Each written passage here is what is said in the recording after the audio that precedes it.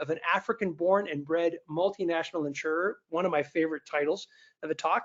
And if I could, I'd like to invite Oscar Stark to turn on his camera and join us today. Fantastic, Oscar, good to see you.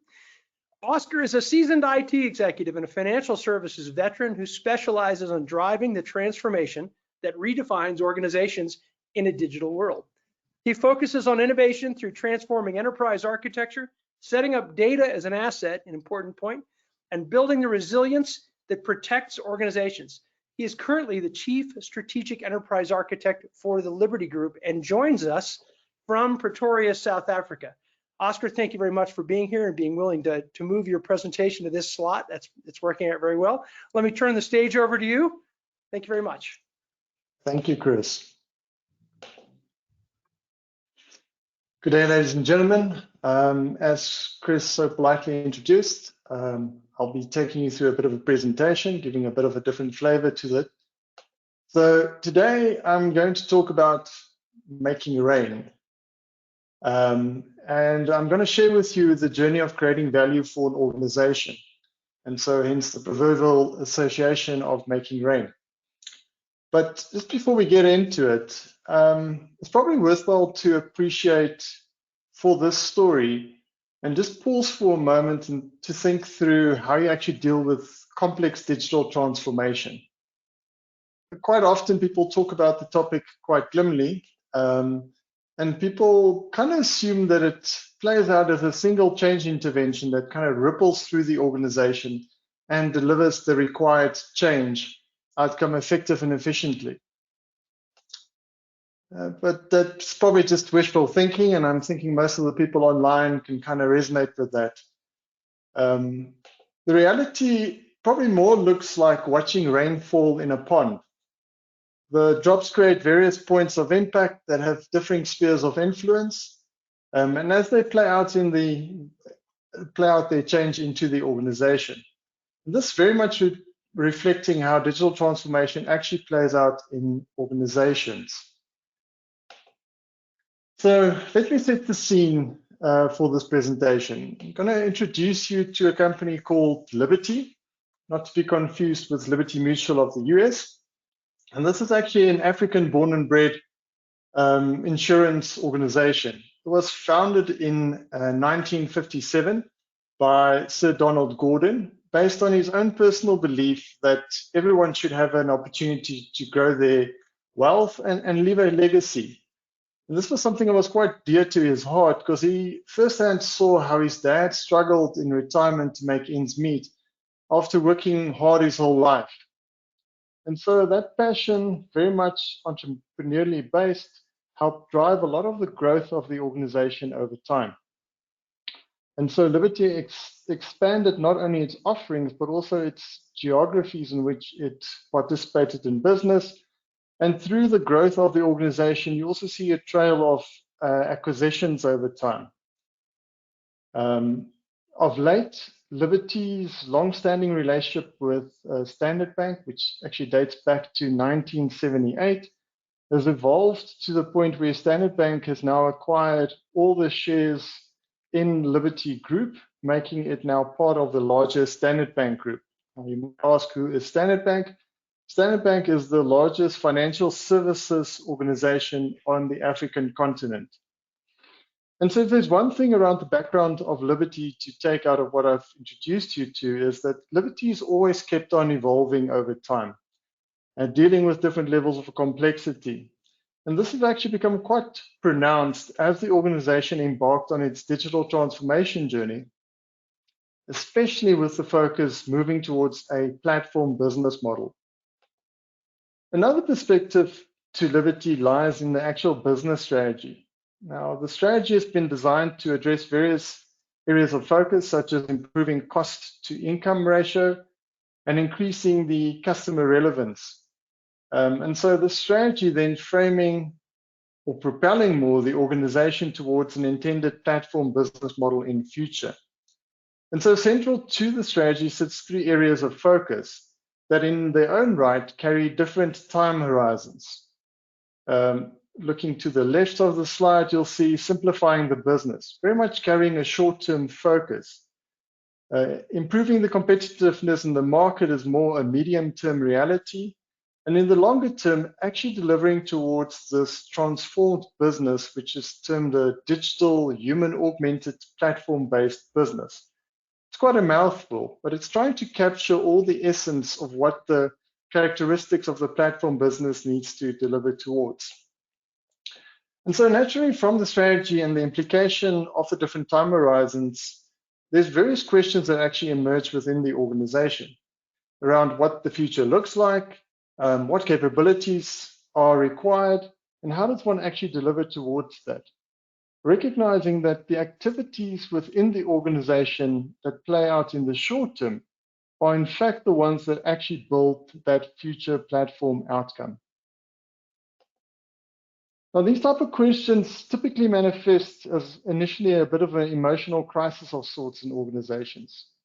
Now, how does the outcome of the strategy actually relate to the world that you find yourself in today? How do you know that the hard work that you're putting into the projects that you're delivering now actually is going to be part and parcel of that future reality? And recognizing that you're talking about a different business model, a lot of people are asking, what is this platform business all about? And so trying to find certainty in the future actually starts driving a lot of anxiety within the organization. And so this backdrop, to some extent, frames what I refer to as an architectural conundrum, where people turn quite often to the architectural team and ask them, what does the future look like? Wanting to know with certainty, recognizing that the realities around them are actually quite uncertain. And to some extent, it kind of ties to the analogy of someone in water. They can see the water around them, but they're not exactly sure where that horizon is. For reference purposes, while we go through the presentation, when I refer to digital transformation in this discussion, I'm kind of referring to the leveraging of digital technologies to actually transform an organization's abilities. And then the abilities actually then allow the organization to embrace different business models like platforms or partake in ecosystems, which actually allows them to compete differently in the market. And this digital transformation actually is quite a pervasive reality for an organization as it cuts across all the aspects listed on the slide in front of you. And so what you see is organizations typically starting to look at different ways of driving engagement towards customers and rendering quite unique experiences for their customers to help differentiate them in a digital context. The business strategy itself actually is allowed to compete differently from a traditional linear business, as they can now start driving scale and reuse around capabilities that allow them to play out network effects. Structurally, the organization also needs to adapt itself to actually start complementing more value stream focus for delivery, while the culture of the organization needs to drive high levels of collaboration and agility to keep up with the pace demand in the organization. Now, this embrace of digital transformation does require a lot of soft and hard skill development in organizations to ensure you've got a robust talent pool. And while new technologies like cloud help enable more rapid value outcomes for the organization, one needs to appreciate that data has also got quite an important role to play as an asset, not just around making decisions, but allowing the business to actually tap into new market opportunities. Now, you would agree, listening to all the change that needs to transpire within the organization, it sounds pretty daunting. I think the realities of it is quite true. And so where do you actually start this journey of digital transformation? Well, you probably need to start off with the basics, actually just building some basic confidence for the organization. And you might ask, why confidence? Now, recognizing that the introduction of the strategy initially is accepted with levels of uncertainty and emotion, this is especially true for people who are trying to relate the world they find themselves in to the one that represents the future. And this is what I refer to as the architectural conundrum, which is depicted on the slide in front of you, where you're kind of dealing on the far left with the emotional realities and uncertainty, but the strategy demands of you to actually deliver towards measured outcomes.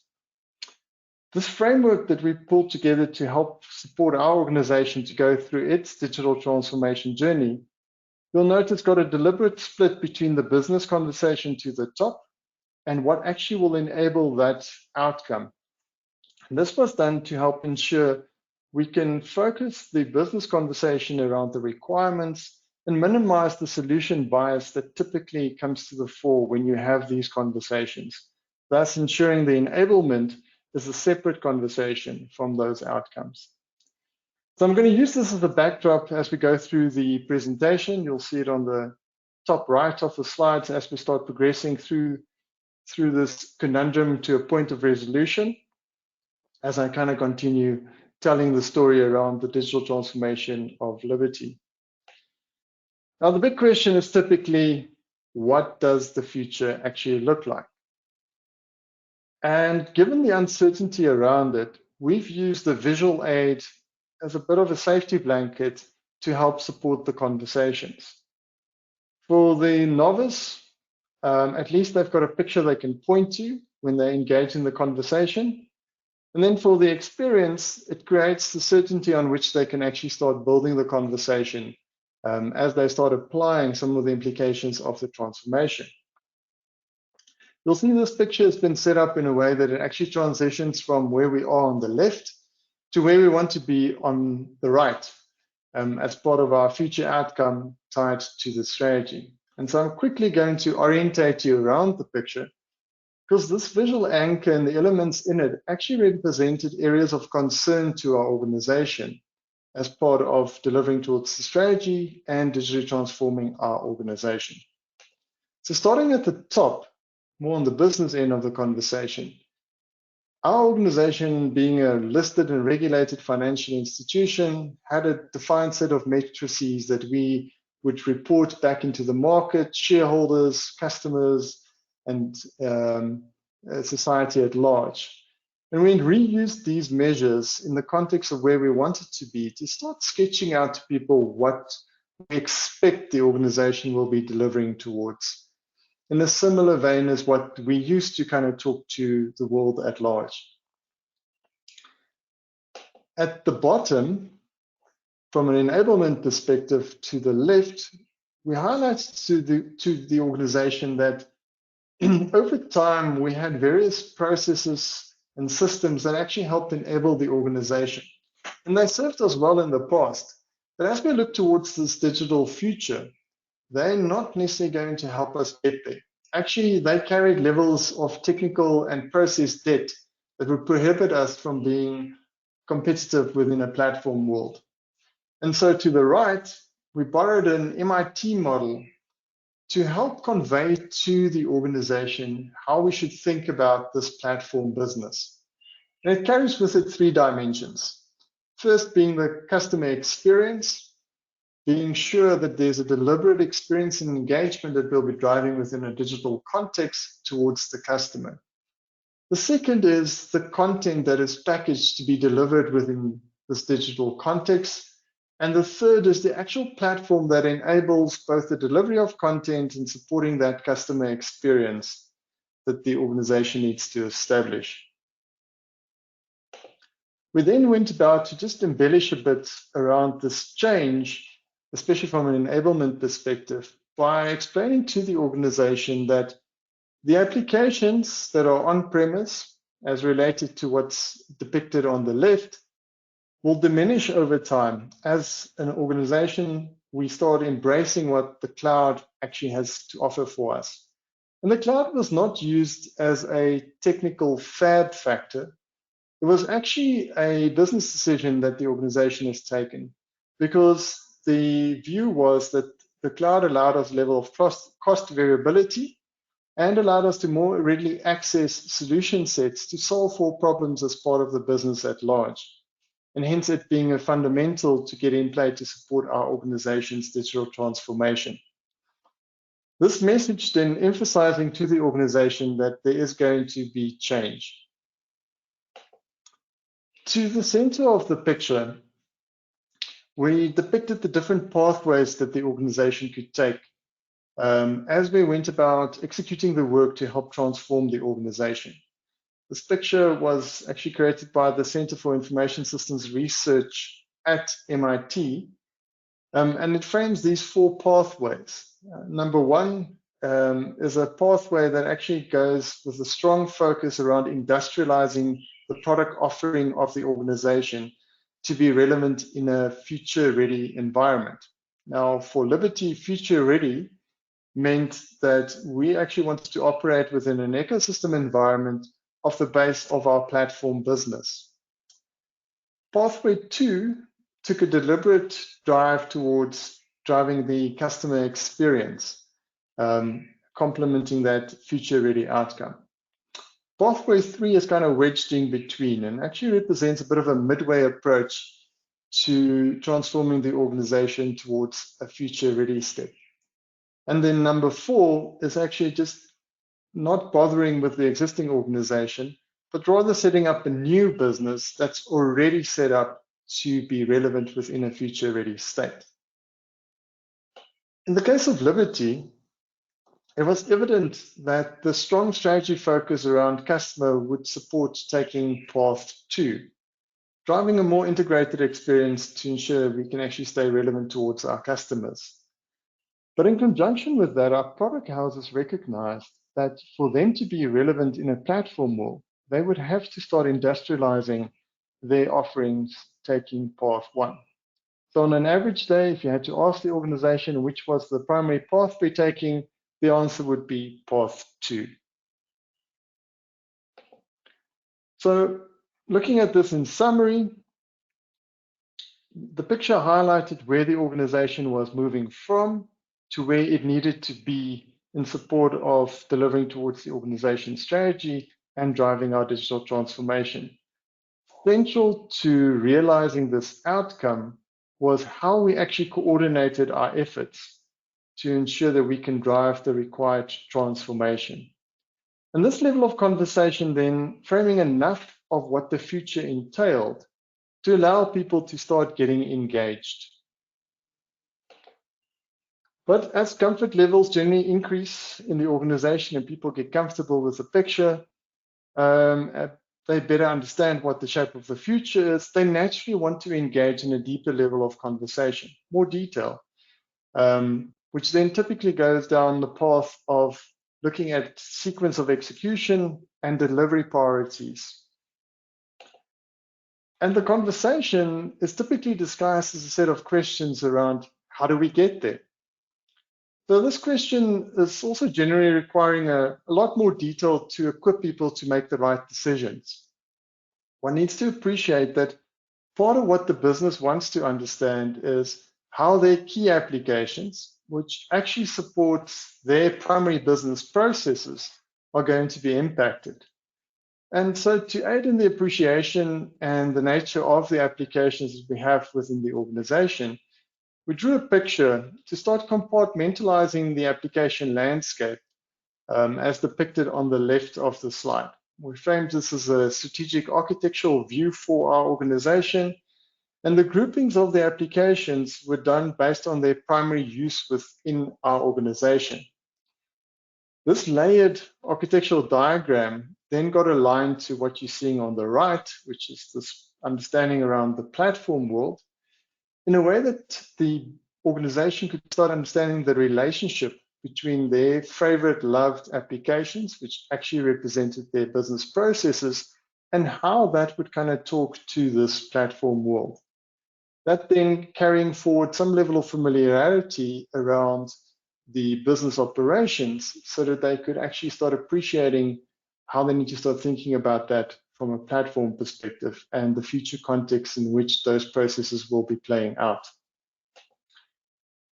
We once again utilized a bit of a catalyst of change angle here, referencing how we're actually going to change the application landscape.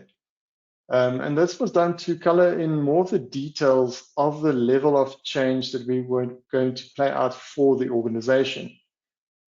The next level of detail typically spoke to which applications we were going to decommission which ones we thought were adequate for our future, and which new ones were going to be introduced that are actually talking towards embracing some of the newer technologies that we thought would be prevalent for our success in the platform world.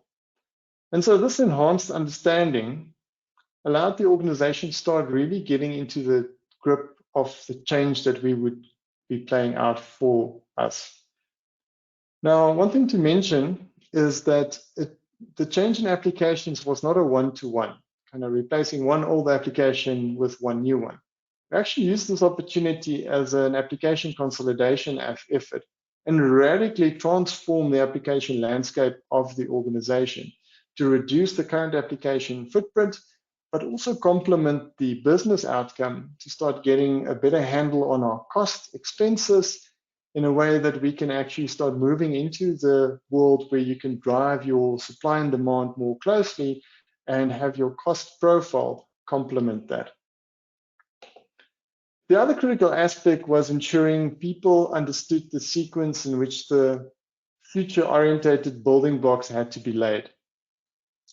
This served as an anchor to help the organization think through dependencies in delivery, in their respective initiatives, but also helped us identify where we had to collaborate a bit more to ensure that we could actually establish these common building blocks as reusable assets for the organization.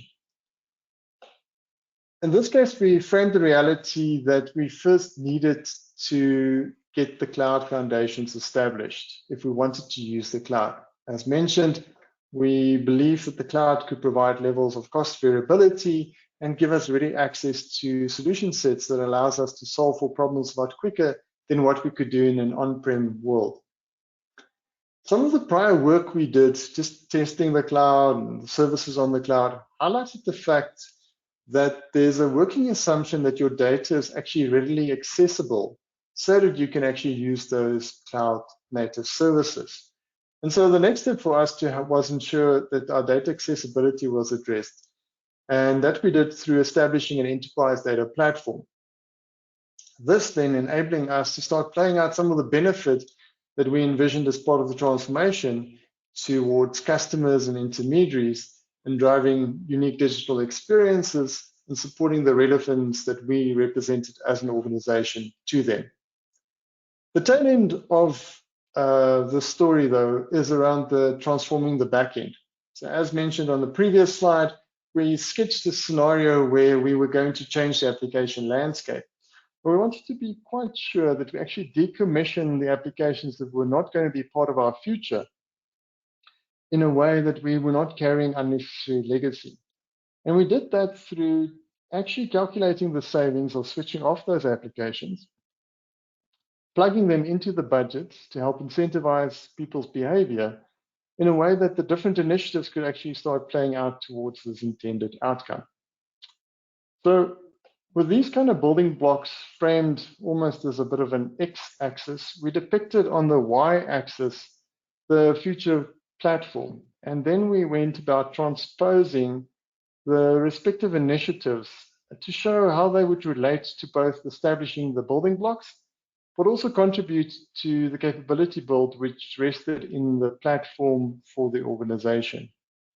And this base of understanding then allowing the organization to better plan for delivery. But with all of that said, how do you actually end up influencing the outcome of the specific projects? So as I mentioned, central to the success is actually this delivery to help ensure we can actually digitally transform the organization through the various initiatives. What gets delivered in the short term actually builds towards delivery in the long term of the platform business. And so we wanted to ensure that these initiatives were all well coordinated because it actually serves as a critical success factor. So what we did is, at a business level, we actually plotted the intended outcomes from the different projects to deliver towards the organization's future ready state. And this was done based on developing a questionnaire that actually allowed the project teams to map out their intent around their initiative in a way that one could actually account for it.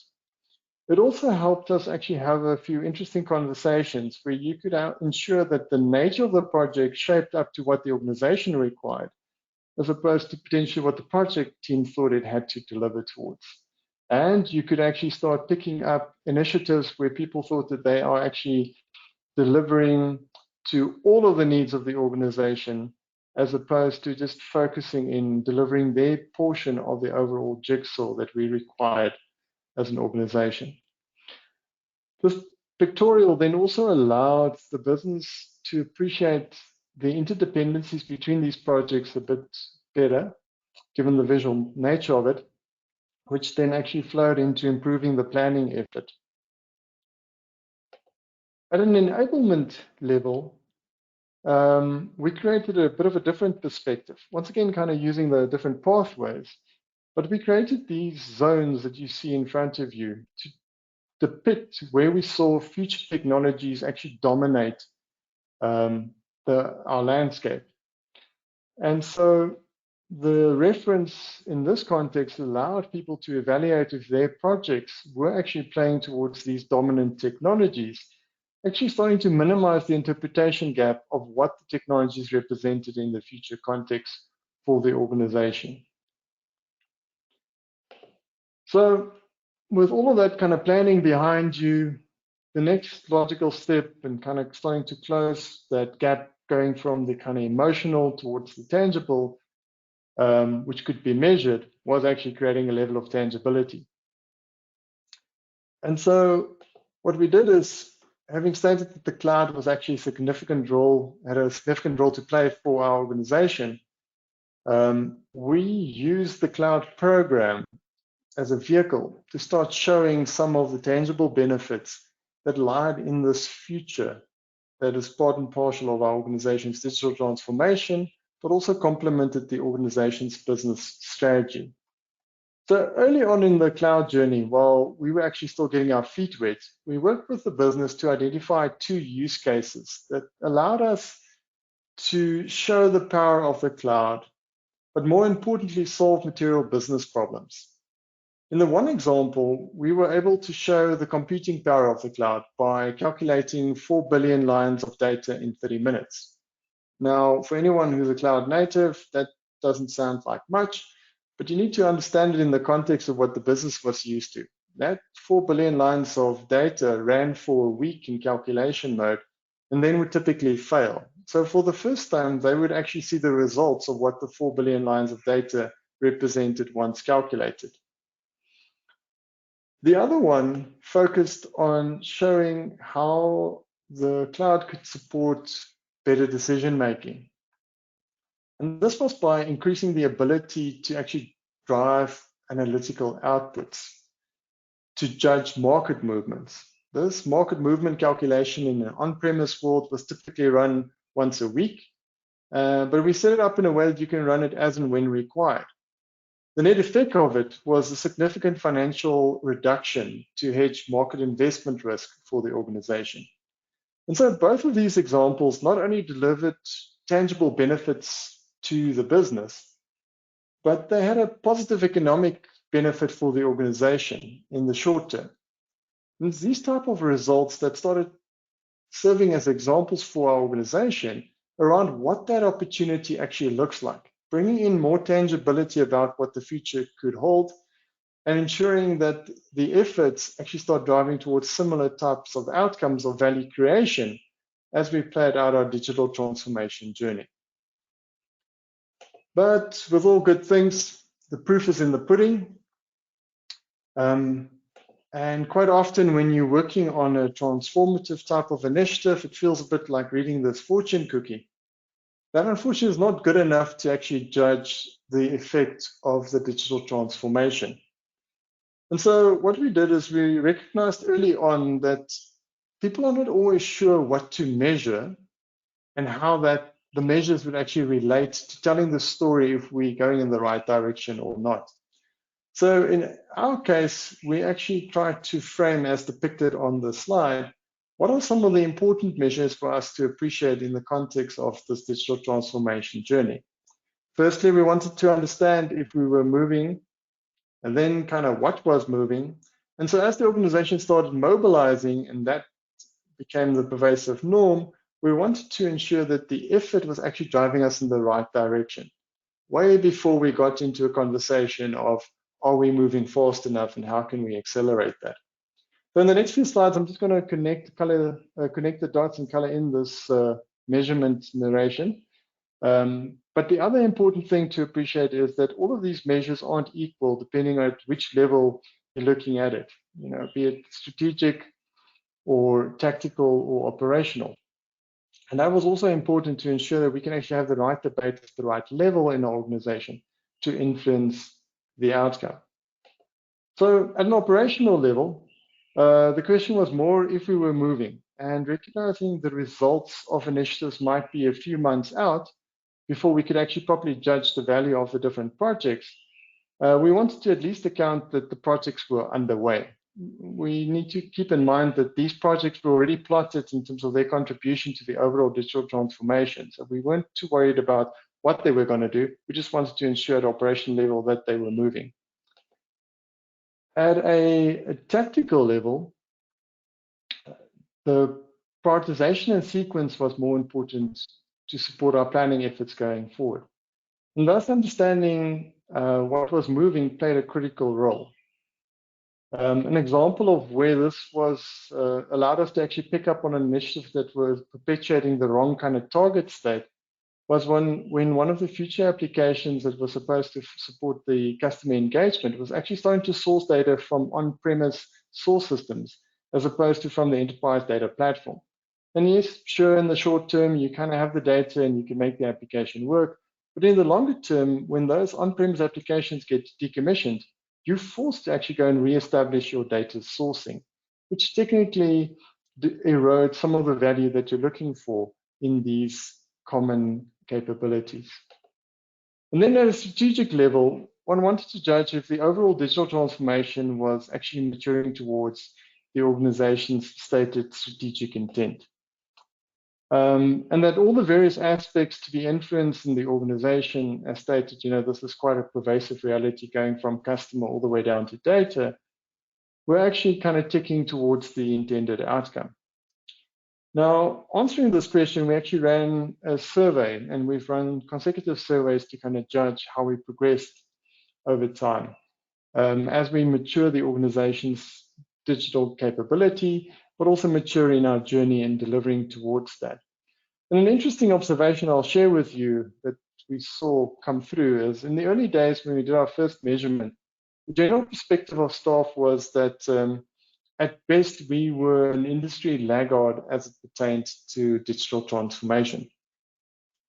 About 2 years into the journey, we took another measurement point, and the perspective changed fundamentally. People felt that we were actually starting to lead as a digital transformer in the industry.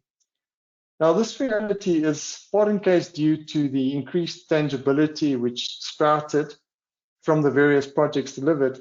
But on the other hand, this attesting to kind of closing that architectural continuum gap, helping the organization progress from the emotional to what can be measured as we actually delivered on our digital transformation journey. So reflecting on what is evidenced in the measures and cutting across the various aspects of the organization, it actually highlights the simple reality. Creating value in a digital transformation is actually creating rain. It is the multiple interventions that all influence the required outcome over time that combinedly yield the desired result. Thank you very much. Oscar, thank you very much. I'm going to turn on my camera. Maybe you can turn on yours as well. I just realized you didn't have your camera on. I was watching all of your slides. Oh, goodness. Hopefully it's on now. Okay, you're there now?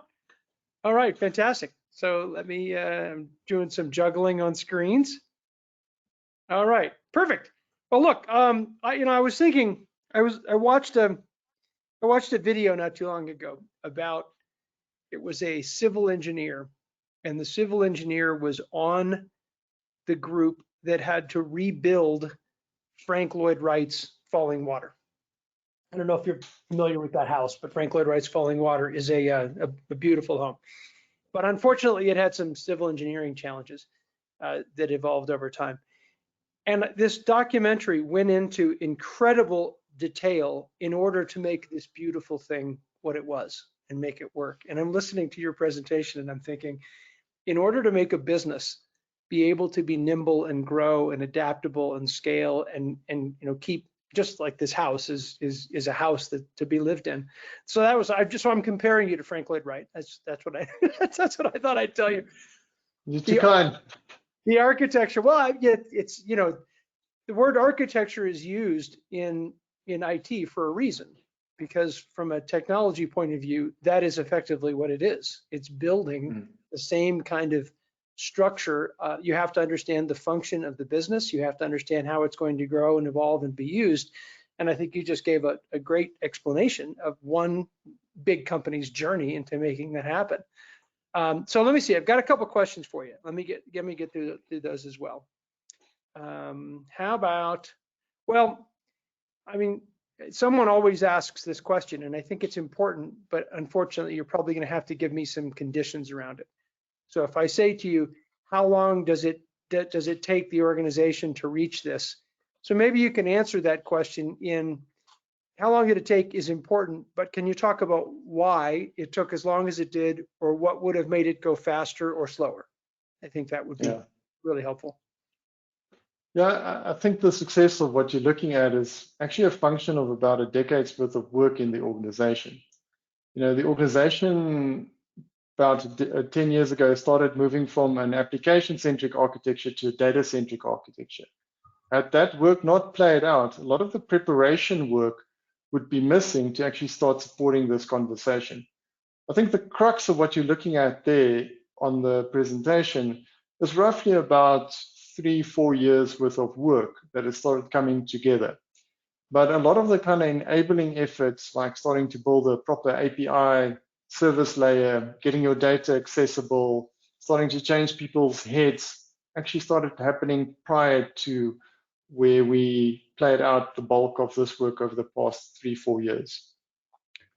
Right, that's why I asked you the question the way I did, because in order to say, how long does it take to get something, the real question should be starting from what? And yes. that whole shift to data is an incredibly important point. And so that's what I think as people are listening, you have to figure out where your starting point is, where your organization is, and then do you need to manage expectations within your organization that it's going to take us 2 years to get this data piece shifted over. We're going to have to do this, or because that's I think it happens a lot of times when people watch presentations. They think, well, we can go do this too in 2 or 3 years. We can knock it all out, right? And then they go and say that to the boss, and the boss, I've never met a boss who ever gives you more time when you've given them a certain period of time, right? The CIO or the CEO says, you told me 2 years, show me what it's going to look like in 2 years. Important to know that foundation, that base, and thank you for going into that. How about, so there's such a major push toward building the quote digital business to digitally transform. If you look at the benefits of what you've got, which is great, and that's important, what would you say the toughest part of making that happen? What would you say the hardest? In other words, what can people be prepared for when they do it themselves? Yeah. The word digital transformation is almost a bit of a misnomer. What does that mean, right? Yeah. Yeah, exactly. Because your biggest problem is actually the people. You need to get people to start appreciating what the opportunity is and what needs to change. And depending on the cultural fiber of an organization, that could be an easy or a difficult conversation. Taking us as an insurance organization, that business works in a specific way. You don't want to adversely impact the economic outcome of the business. People are not necessarily that progressive in embracing change. So having the conversation leading up to get people's headspace to start opening up to the opportunity takes a bit longer.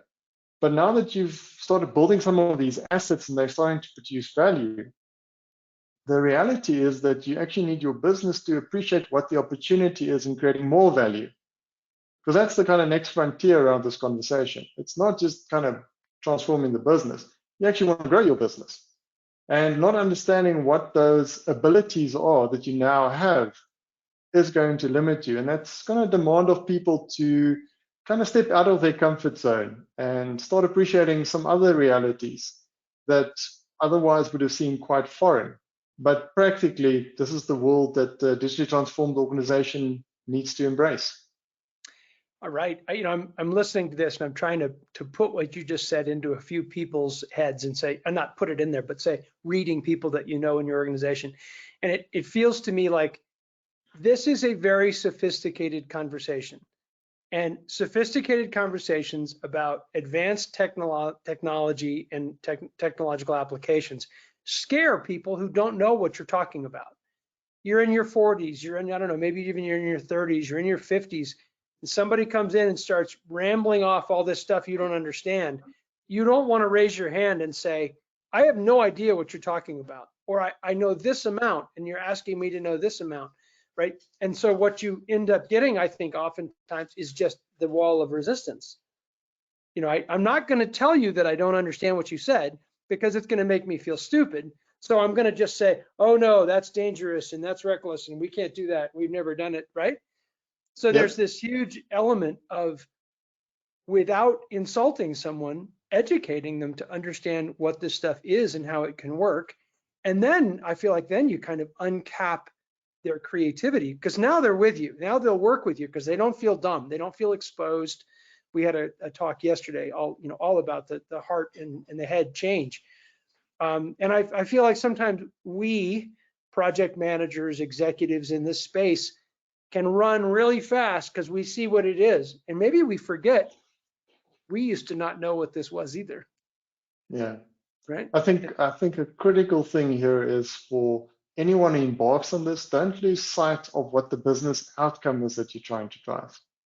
Anchor your conversations in your business outcome, which kind of talks to the business fundamentals. Because when you get all hyped up on the tech conversation, you're definitely going to lose people. Yeah, I call it the shiny new ball, right? Everybody gets so excited, and I don't know who came up with that expression, but they get so excited. We're going to go to the cloud. We're going to go digital. And at some point you want to go, and why are we doing that? Yep. Right? Let's talk about where that's going to go. I mentioned this yesterday, but there's a great example of technology in the book Zen and the Art of Motorcycle Maintenance that shows a person who is just fascinated by this technology thing, and the other person is focused on the journey. One person says, we'll do whatever it takes to get there, and if that means making repair parts out of soda cans or whatever, we're going to get there. And the other person is focused on the technology being perfectly aligned, and and those can be opposing forces. What is the outcome? What are we going to get to? It's not going to be perfect. Hopefully it's not going to be too messy either in the same process.